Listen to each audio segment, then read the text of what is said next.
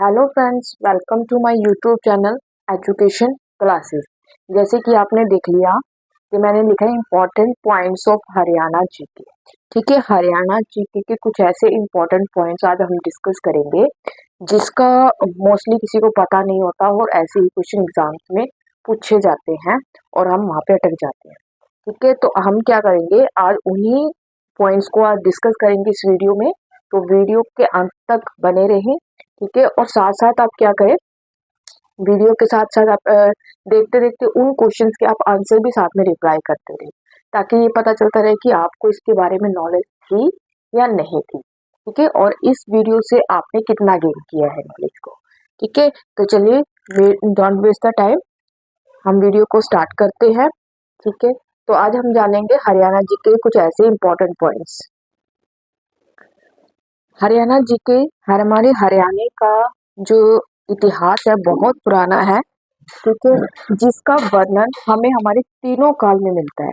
तो ये तीन काल कौन कौन से हैं, जैसे कि हमने काफी बुक्स पढ़ी है, तो उसमें क्या है, हरियाणा का जो वर्णन है हमें तीनों कालों में मिलता है।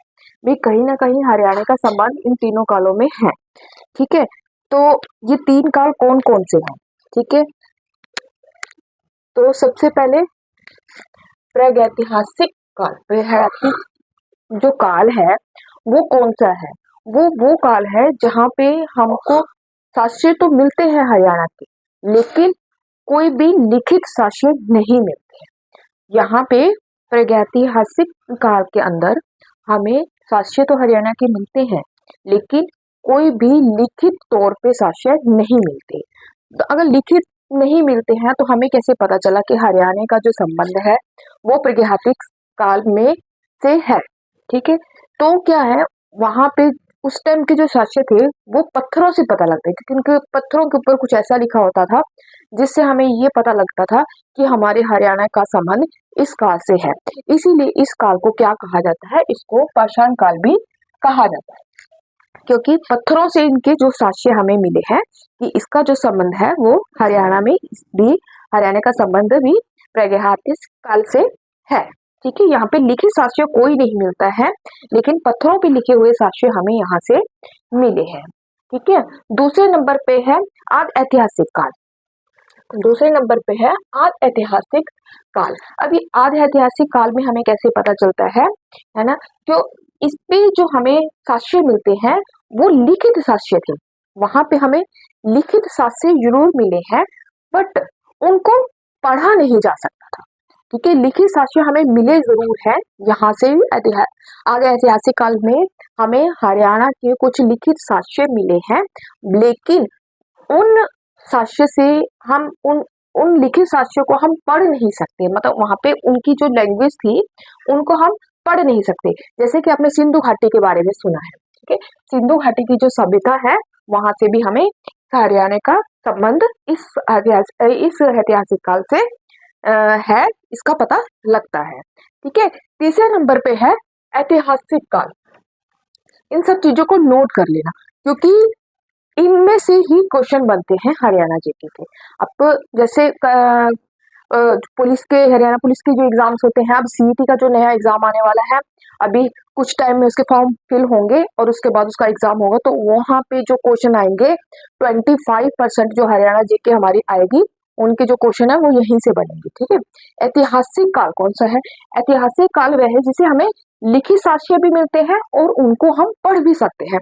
तो ये यहाँ से जानना तो हमें हमारे लिए बहुत इजी हो जाता है कि ऐतिहासिक काल में हमारे हरियाणा की चर्चा है। और इसको हम क्या कह सकते हैं, इसको हम वैदिक काल भी कह सकते हैं या उत्तर वैदिक काल भी कह सकते हैं। उत्तर वैदिक का हरियाणा का नाम भी था, ये हमने अपनी पिछली क्लास में भी पढ़ा था। ठीक है, उत्तर वैदिक काल का। ठीक है, ये तीनों कालों में हमें ये पता चलता है कि हमारा जो हरियाणा का इतिहास है वो इन तीनों कालों से संबंध रखता है। ठीक है, अगर कोई प्रागैतिहासिक काल ना आके पाषाण काल का जिक्र अगर हमारे एग्जाम में आ जाता है तो इसका मतलब आप समझ सकते हो। ठीक है, और सिंधु घाटी का आ जाता है तो मैंने उसके साथ उसका दूसरा नाम लिखा गया है। अब देखिए, पूरा पुरापुषाण काल जो होता है, हम कुछ ऐसे इम्पोर्टेंट इसके अंदर पॉइंट्स सिर्फ पूरी डिटेल में नहीं करेंगे, कुछ ऐसे इम्पोर्टेंट पॉइंट्स डिस्कस करेंगे जिनके बारे में हमें जानना चाहिए। ठीक है। पुरापुषाण काल को अकेटक और के रूप में जाना जाता है। ठीक है। जो पुरापुषाण काल था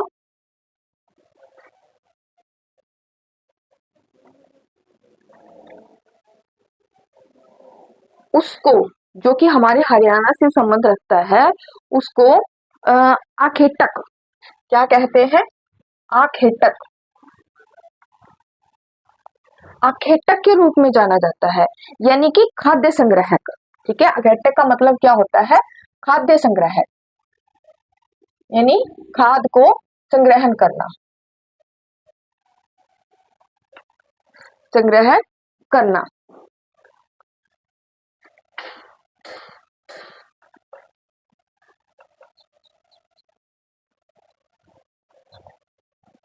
ठीक है। खाद को इकट्ठा करना। ठीक है। ये इसके रूप में इसको जाना जाता। ठीक है। जब पाषाण काल था तो उसमें देखो, पाषाण काल में क्या थे? पत्थरों से बने हुए हमें साक्ष्य मिले थे। ठीक है। तो पत्थरों से क्या बने होते थे? पत्थरों से औजार बने होते थे। ठीक है। पाषाण काल में क्या थे? पत्थरों से बने हुए औजार थे। पाषाण काल में क्या थे? पत्थरों से बने हुए औजार मिले थे, औजार मिले थे। लेकिन उस टाइम औजारों को क्या कहा जाता था? औजारों को क्या कहा था? माइक्रोलिथ। औजारों को क्या कहा जाता था? माइक्रोलिथ। माइक्रोलिथ बहुत इंपॉर्टेंट है ये। ठीक है। पाषाण काल में जब औजार बनाए जाते थे, जिनसे उनके ऊपर कोई नक्शकारी की जाती थी, पत्थरों पे कुछ बनाए जाते, कुछ मूर्तियां बनाई जाती थी, तो उसको उस टाइम औजारों को क्या कहा जाता है? माइक्रोलिथ कहा जाता था, ना कि औजार कहा जाता था। ठीक है। उनको माइक्रोलिथ कहा जाता था।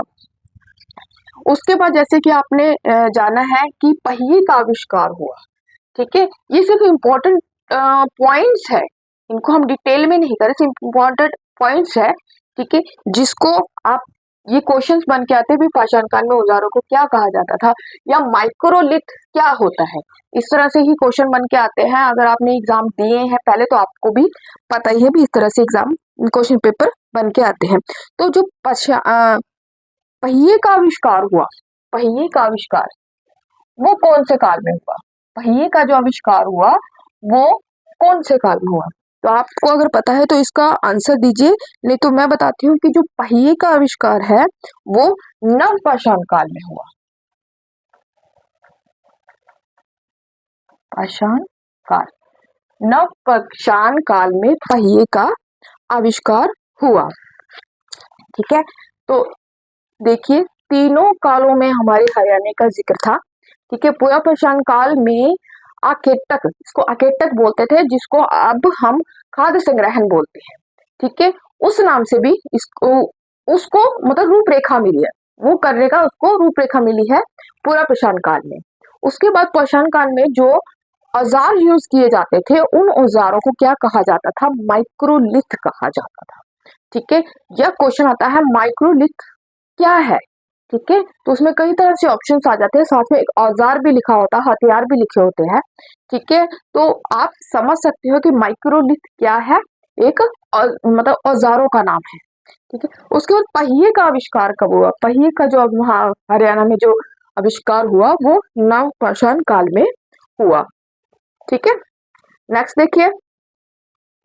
ठीक है। इतना समझ में आया? अब देखिए आगे चलते हैं आप। ठीक है।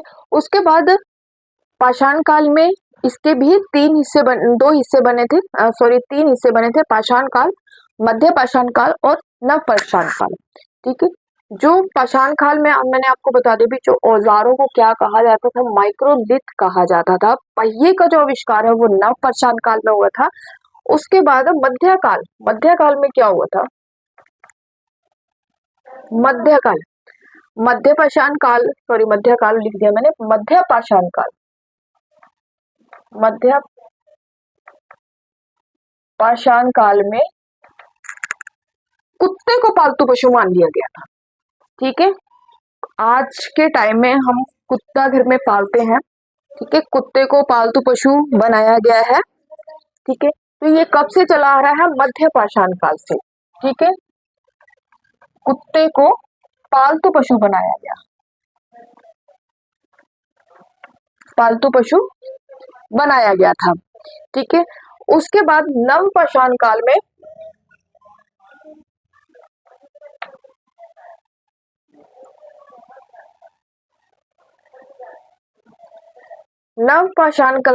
काल के अंदर ही मनुष्य को स्थायी निवास प्राप्त हुआ था।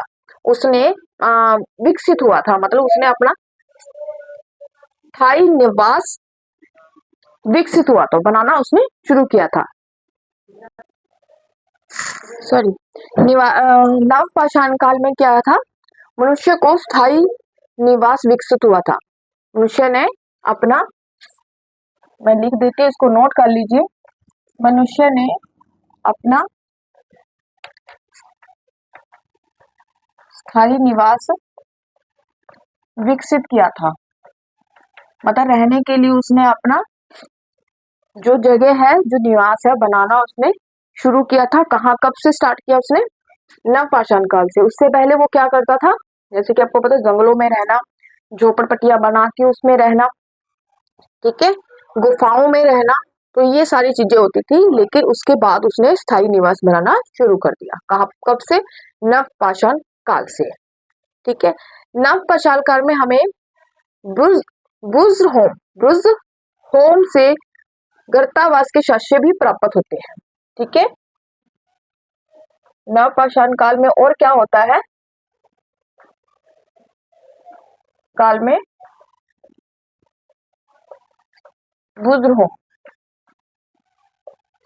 बुज्र होम से गर्तावास के साक्ष्य, वास के साक्ष्य भी हमें कहाँ से मिलते हैं?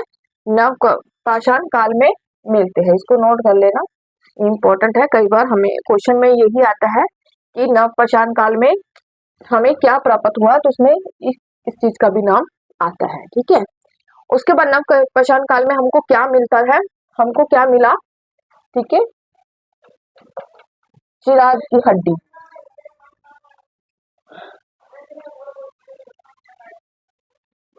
चिरांद की हड्डी, चिरांद की हड्डी भी हमें कहां से मिली है? नव पाषाण काल में बनी है।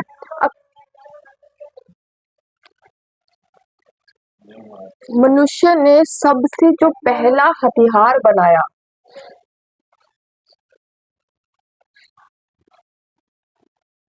पहला हथियार वो कौन सा बनाया था? अब इसका आंसर आप लोग दो, ठीक है। कमेंट बॉक्स में इसका आंसर दो कि मनुष्य ने सबसे पहला हथियार है या औजार है, ठीक है, वो कौन सा बनाया?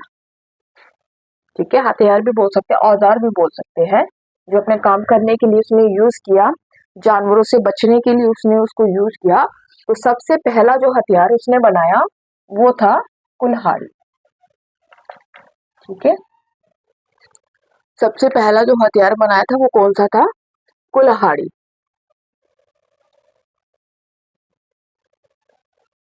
ठीक है।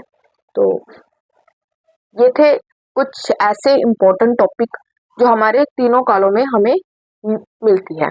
अब एक क्वेश्चन और आता है कि आग की खोज कब की गई थी हरियाणा में? क्योंकि ये सारा हरियाणा से रिलेटेड है, तो बार बार ये बात नहीं कहूंगी कि हरियाणा से या कुछ भी, आपको पता होना चाहिए कि ये हरियाणा जीके के अंदर ही सारा आ रहा है, ठीक है। आग की जो खोज है वो कब हुई थी? आग की खोज जो हुई थी वो पूरा पाषाण काल में हुई थी, पाषाण काल में हुई थी, ठीक है। उसके बाद एक, मैं इसको अरेज कर देती हूँ। उसके बाद हम इतना आपको समझ में आया, ठीक है। अगर इसमें कोई डाउट है तो आप कमेंट बॉक्स में मुझे पूछिए। नेक्स्ट, ठीक है, आगे करते हैं। पूरा पाषाण कालीन में जब औजारों की खोज हुई थी, औजारों की जो खोज है, औजार की खोज कब हुई थी? पहले तो ये बता दीजिए। अगर आपको पता है तो आप कमेंट बॉक्स में ये बताइए कि औजार की खोज कब हुई थी। ठीक है, पाषाण काल में हुई थी। पूरा पाषाण काल में औजारों की खोज की गई थी। कब, कौन से काल में की गई थी? पूरा पाषाण काल में औजारों की खोज की गई थी। ठीक है, किसने की थी और कब की थी? अब ये पूरा पाषाण काल कब था? ठीक है, जो औजारों की खोज थी वो किसने की थी? वो की थी रॉबर्ट ब्रश फुट। ठीक है, इस नाम को नोट कर लीजिए, रॉबर्ट ब्रश बुश फुट ने की थी। और कब की थी? ये 1863 में, 1863 में। ठीक है, इसको नोट कर लीजिए। पूरा पाषाण काल में जो औजारों की खोज किसने की थी? रॉबर्ट ब्रश फुट ने की थी 1863 में। ठीक है, उस टाइम एक नाम और भी आया था। ठीक है, उस टाइम क्या नाम चलता था, मतलब उस टाइम की बात नहीं है, एग्जाम में पूछा जाता है। ठीक है, भी लघु अश्व क्या होता है? लघु अश्व, लघु अश्व क्या होता है? लघु अश्व क्या होता है? अगर आपको पता तो आप बताइए। मैं बताती हूँ कि अगर किसी औजार का आकार छोटा है, ठीक है, किसी औजार का आकार छोटा है, का आकार छोटा होना, उसको क्या कहा जाता है? लघु अश्व। लघु अश्व, किसी को हम बोल देते हैं ना छोटा वाला औजार दे दो, तो मतलब लघु अश्व उसको बोल देते हैं लघु अश्व। हरियाणा में जो सबसे पुराना शास्य कहाँ पे मिलता है? हरियाणा का सबसे पुराना शास्य, हरियाणा का सबसे पुराना शास्य कहाँ से मिलता है? तो इसको इम्पोर्टेंट लगा लो, पिंजौर से। कहाँ से मिलता है? पिंजौर से। हरियाणा में आता है पिंजौर, कहाँ पे है? चंडीगढ़ के पास है पिंजौर। ठीक है, चंडीगढ़ पंचकुला के पास है, पंचकुला में आता है। हरियाणा का सबसे जो पुराना शास्य है वो कहाँ पे मिलता है? पिंजौर में मिलता है। ठीक है,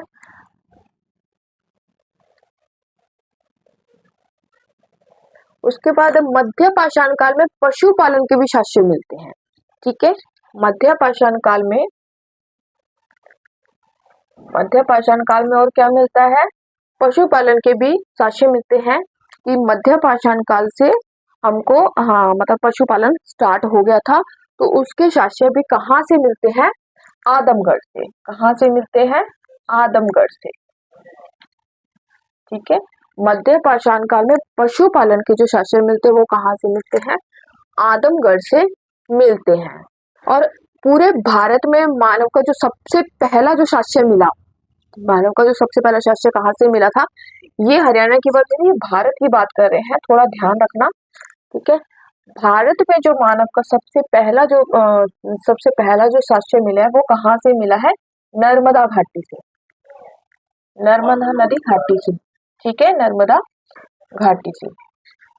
कहाँ से मिलता है? नर्मदा घाटी से मिला है।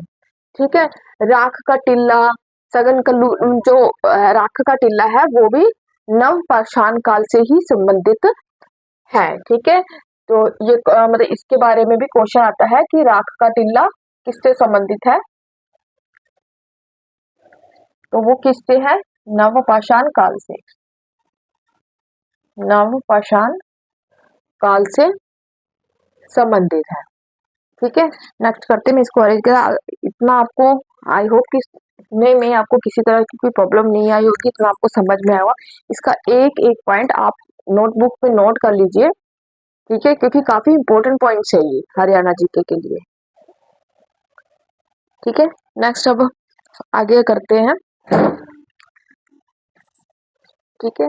राख का टिल्ला हमें का संबंध किससे है? नवपाषाण काल से है। ठीक है। उसके बाद एक नाम आप नोट कर लो, मैं लिख देती हूँ, अलेक्जेंडर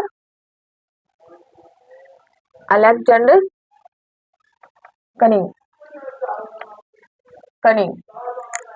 ठीक है, अलेक्जेंडर कनिंग, ये कौन है?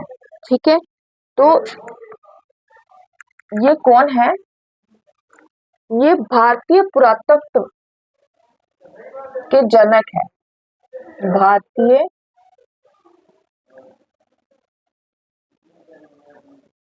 पुरातत्व के जनक इन्हें कहा जाता है। अलेक्जेंडर कनिंग को भारतीय पुरातत्व के जनक कहा जाता है। ठीक है, इस चीज को इम्पोर्टेंट आप टिक लगा सकते हो। उसके बाद एक हमको आपने सुना होगा एग्जाम की तैयारी करते हुए, किताबों में पढ़ा भी होगा कि एक कमरे में 3 मानव कंकाल मिले थे। मानव कंकाल मिले थे, कितने थे? 3 एक साथ। ठीक है, कहाँ से मिले थे? कहाँ से मिले थे? दमदमा से। कहाँ से मिले थे? दमदमा साहिब से मानव के 3 कंकाल एक साथ मिले थे। ठीक है, इस चीज को भी आप नोट कर लेना। उसके बाद है कृषि के जो साक्ष्य मिले, कृषि के साक्ष्य भी मिले थे। जो सबसे पहले मिले वो कहाँ से मिले? वो भी नवपाषाण काल को से संबंधित थे। ठीक है, कृषि के जो साक्ष्य थे, सबसे पहले साक्ष्य, ठीक है, सबसे पहले साक्ष्य कहाँ से किससे संबंधित है? नवपाषाण काल से संबंधित थे। ठीक है, ठीक है। पुरातत्व जो विभाग था, पुरातत्व विभाग, पुरातत्व विभाग की जो स्थापना किसने की थी? आंसर दीजिए इसका। पुरातत्व विभाग की स्थापना किसने की थी? बहुत जाना माना नाम है। ठीक है, इंडिया जीके में भी इसको पढ़ते हैं हम, और हरियाणा जीके में भी हम इसको पढ़ रहे हैं। इसका आंसर मैं बताऊंगी, इतनी देर आप बताइए। ठीक है, और उसके बाद तीर धनुष का जो आविष्कार हुआ था, तीर धनुष का जो आविष्कार हुआ था, वो भी मनुष्य ने कब किया था? मध्य पाषाण काल में। मध्य पाषाण काल में किया था। ठीक है, पुरातत्व विभाग की स्थापना, आंसर दीजिए। मैं लिख देती हूँ, लॉर्ड कर्जन। लॉर्ड कर्जन ने पुरातत्व विभाग की स्थापना की थी। ठीक है, तो ये हरियाणा जीके के बहुत मोस्ट इम्पोर्टेंट पॉइंट्स थे, तो इनको आप नोट कर लीजिए। ठीक है, और अच्छे से आप इसको रट लीजिए, हम कह सकते हैं इसको भी रट लीजिए, क्योंकि इसमें से बहुत से क्वेश्चन आएंगे और इन्हीं को हम डिटेल में भी पढ़ेंगे, डिटेल में भी पढ़ेंगे। ठीक है, ऐसा नहीं है कि इम्पोर्टेंट टॉपिक पॉइंट्स दिखा दिए और छोड़ दिया। ठीक है, इसको हम डिटेल में भी पढ़ेंगे, बस डेली आप क्लासेस अटेंड करते रहिए। ठीक है, आज के लिए हम इतना ही करते हैं, क्योंकि अगर मैंने ज्यादा करवा दिया तो आपके सारे दिमाग में से निकल जाएगा। ठीक है, इसके बाद हम एक एक काल को डिस्कस करेंगे, लेकिन ये जो वो इम्पोर्टेंट हो उसी के अंदर से निकल निकल के ही ये पॉइंट्स आएंगे। ठीक है, आपके लिए वो डिटेल्स वीडियो देखनी आसान हो जाएगी जब आप इसको इम्पोर्टेंट पॉइंट्स आप देख लेंगे। ठीक है, वीडियो कैसी लगे, वीडियो को लाइक जरूर करके जाना। ठीक है, और वीडियो को आपने पूरा तो देख ही लिया होगा, जो भी क्वेश्चन मैंने बीच में पुट किया उसके कमेंट में आपने आंसर जरूर लिखने हैं। ठीक है, ताकि आपको भी आपकी तैयारी होती है, बाकी तो और कुछ नहीं है, आपको पता लग जाता है भी हाँ हमें आंसर आता था या नहीं आता था। ठीक है, और वीडियो को लाइक कर लेना, और आगे की जो वीडियो है वो देखने के लिए आप चैनल को सब्सक्राइब कर लीजिए, ताकि और जो वीडियो है वो आप देख लीजिए और आपका जो तैयारी है वो कंटिन्यू चलती रहे। ठीक है, अगर पिछली वीडियो आप देखोगे हरियाणा जीके की, तो उसमें भी मैंने हरियाणा की का इतिहास बहुत अच्छे से करवाया हुआ है, तो आप उसको भी देख लीजिए। जो उसका लिंक है वो आपको डिस्क्रिप्शन में मिल जाएगा। ठीक है, मिलते हैं हमारी नेक्स्ट वीडियो में। Thank you so much.